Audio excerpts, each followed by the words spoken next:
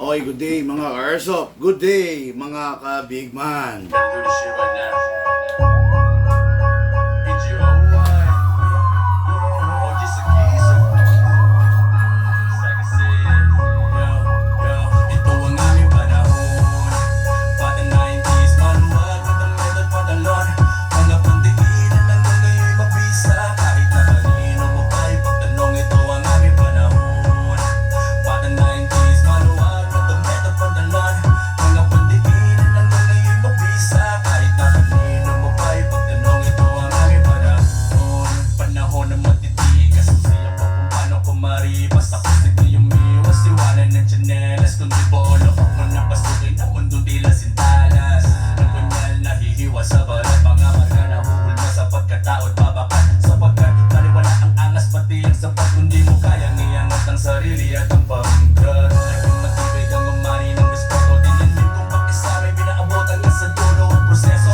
Maritin ko yamin na dali, dinaanan ko di ako humindi. Ganong katindi ang pananalig ko sa aking sarili. Kalaking papanalangin ako ay nanatili na nakatayo. Magdamaman doon ang bulikan, kumintensang sa likod may kabalikan. Ito ang aming panahon. Pata 90s, manuwag at ang metal patalon. Mga pantigilan lang kung ngayon mabisa. Kahit na kanino mo pa ipagtanong, ito ang aming panahon. Pata 90s, manuwag at ang metal patalon. Mga pantigilan lang kung ngayon mabisa. Kahit na kanino mo pa ipagtanong, ito ang aming panahon. Akala ng iba wala na ang mga nauna. Hindi nila alam marami pa ang mga bunga. Delikado tumayo gumagawa ng istorya. Wala kang angapag kahit kokoting barya. Humarap sa mga delikadong tarima. Hindi ito karera na madali ka tumama. Madalas ang biyahe, walang pamasahe. Yak ang Eggy Brown, marami na tong bagahe. Bago pa ako pumasok sa palitan ng galawan. Mahirap tong bagayan kung di mo to lalawakan. May matibay na pangalan at matinding kalidad. Kaya ko pa sumatay kahit meron akong edad. Sa dami na humihila, nalulo sa kasikatan. Ugaling masisiba kaya aking pinag-iwanan. Sila'y aking tinaon mula noon hanggang ngayon. Eggy Brown, ikaalim na bagong panahon. Pata 90s, manuwag at ang metal patalon.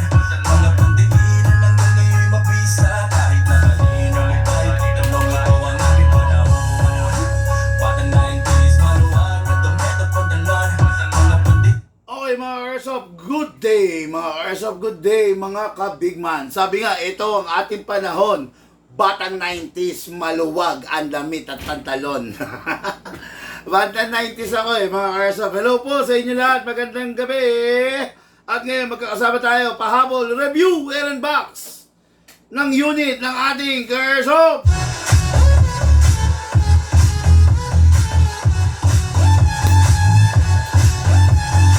Ka-airsoft from Santa Rita, Calzada, Batangas City, Sir Jerry B. de Mayuga.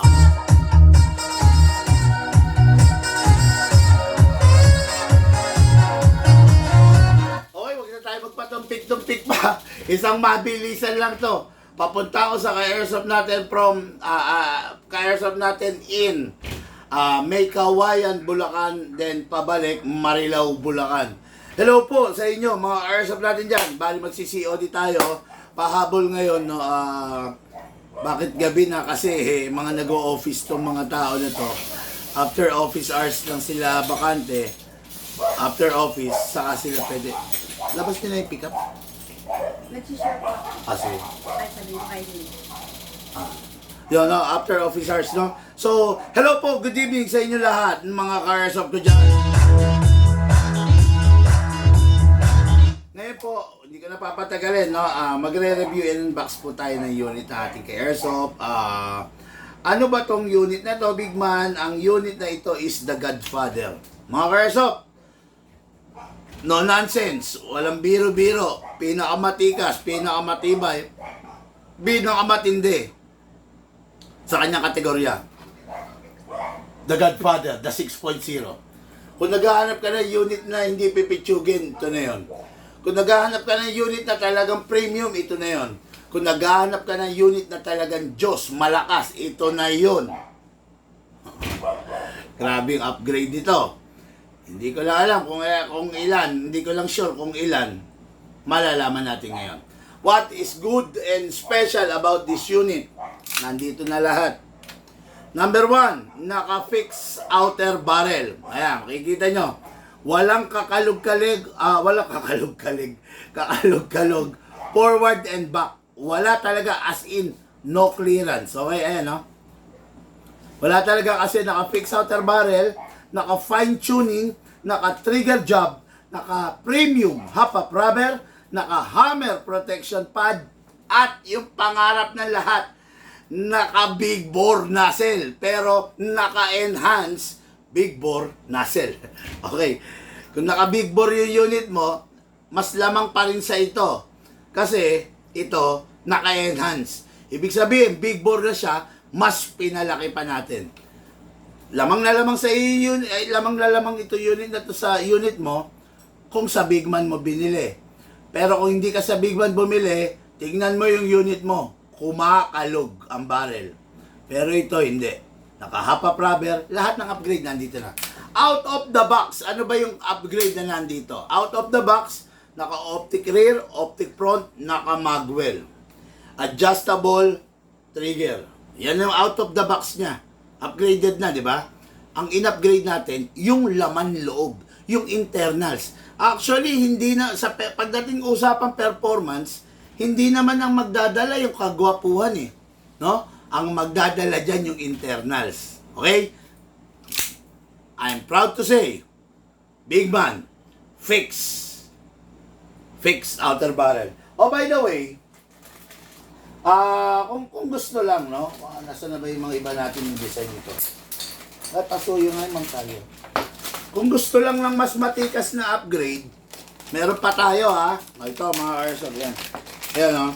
Ito kasi, plain bull barrel. Okay? Meron pa tayo na twisted bull barrel. Ganda, di ba? Yan. Pwede rin to rito. Ayan, 6-point series yan, no? Pwede rin dito, ha? Ayan. Mga premium natin, premium upgrades natin, no? Kumbaga, walang katapusang upgrades. Pero ito, matindi na to. Ito na yung Diyos.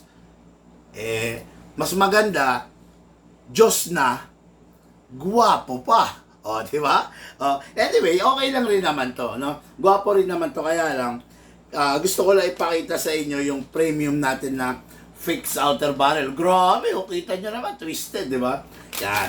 Dito yan sa Bigman, no? Kung naghahanap ka ng unit na hindi pipitsugin, punta ka sa Bigman. Kung naghahanap ka ng unit na talaga namang hahangaan ka, punta ka sa Bigman. Di ba? Kung naghahanap ka ng unit na mumurahin, Bigman is not the right place. Okay? Kung naghahanap ka ng unit, kung nagka-canvas ka ng mga pinakamurang unit, Bigman is not the right place.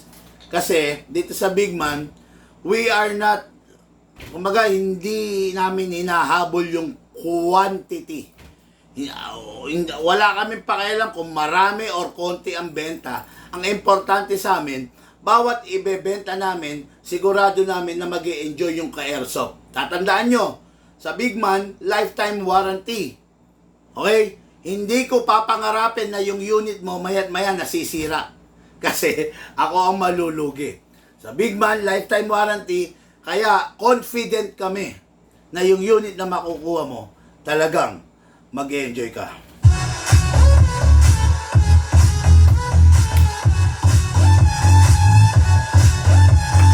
Okay, number 1, syempre, start na natin. Kunin natin yung magazine. Press the valve, then spray silicone oil. Okay, then dito din sa ilalim. Okay. After that, kunin natin yung unit. Kasa, ilock manually, spray sa slide stopper, spray tayo dun sa enhanced big bore nozzle, yung kulay red. Okay. After that, huwag natin makasanayang hatakin to, bagkos, pull back, then rest. Okay. Ngayon, kuha tayo ng bala. Ang gagamitin natin, maglagay tayo ng mangilan-ngilan na .20. Attack, pump. Okay, tapos tama na yan kasi ikokrono lang naman natin. Maglagay tayo ngayon ng 0.30 grams. Okay. I'm proud to say, mga ka-airsoft, Bigman upgrade to. Pasok! Kasa! Ay. Na-excite ako. Pasok, kasa. Firing. Chrono muna natin. Firing!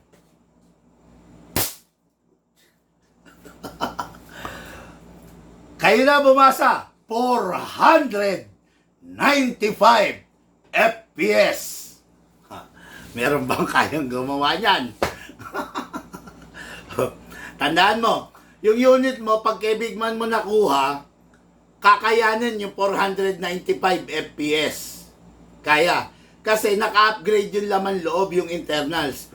Pag yung unit mo, nabili mo lang, nakuha mo lang kung san-san, hindi naman sa pagmamayabang, huwag kang masasaktan, hindi kakayanin yung 495 FPS. Pag yung unit mo, ganito yung barrel, dali ha. Okay. Pag yung unit mo, ganito yung barrel, wag mo nang pangarapin yung 495 FPS. Pag yung unit mo, ganito yung barrel, wag mo nang papangarapin yung 495 FPS. Kasi yung ganitong unit, hindi kakayanin yung ganitong FPS. Okay? Firing! 492 FPS. 490 FPS. 486 FPS. Grabe. Grabe mga ka-airsoft, no? Ako mismo, nagugulat sa upgrade na kaya natin gawin, no? Yung unit natin, talagang hindi lang basta-basta unit. Kasi yung unit natin, sinisigurado natin na yung client na gagamit, na hawak na nito, mag-enjoy. Okay? Mga rifle, mostly 400, 420 FPS. Pistol, 492 FPS. Nakita nyo naman, walang halong daya. Diba? Nakita nyo on real time, Krinono, nilagyan ng .20. Yun ang result wala akong magagawa. Firing!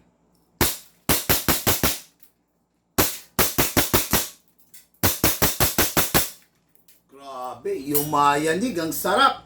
Sapa, lagyan pa natin. Nag-enjoy ako, grabe upgrade napakaganda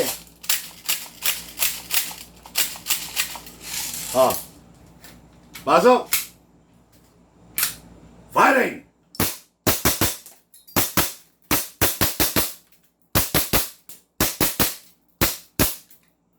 Open slide kasi wala nang bala. Next thing to do, release the magazine, release the slide, then rest the hammer by pressing the trigger.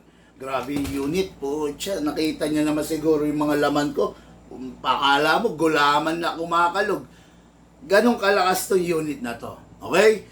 Pero, syempre, sobrang lakas niya. Yan nga lang. Kung ang purpose mo for this unit, mag-enjoy, mag-alis ng stress, the best, ibibigay niya sa ito. Ibibigay niya, no? Hindi siya designed for a competition. Kasi ang unit na designed for a competition, ginagawang less recoil. Okay? Tandaan nyo to hindi sasabihin sa inyo to ng ibang dealer nyo. Hindi nila sasabihin to dahil mawiwindang ang utak nyo No, hindi sasabihin to ng ibang seller. There is a proper unit for a different different course, no? Magpiplinking ka, the best to. Pambahay, pak. Pang sarili, pak. Pero kung aakyat ka sa podium, gusto mo competition, gusto mo laban, wag to. Diba? May mga pang-competition tayo. Sinasabi ko lang yan in advance, hindi para sirain ang utak nyo. Sinasabi ko lang yan in advance para you know what to expect on your unit. Okay? Pang-competition, hindi na ako magpapatumpik-tumpik pa. Go for the CC Shadow. Pero kung yung unit nyo, gusto nyo powerful, napakatindi ng FPS, napakabigat ng recoil, napakatindi ng sipa, yumayanig talaga yung braso nyo. Huwag na kayo magpatumpik-tumpik pa. The Godfather by Big Man. Lahat po tayo nagmula sa iba't ibang larangan, pinagbuklod, pinag-isa, ng iisang libangan.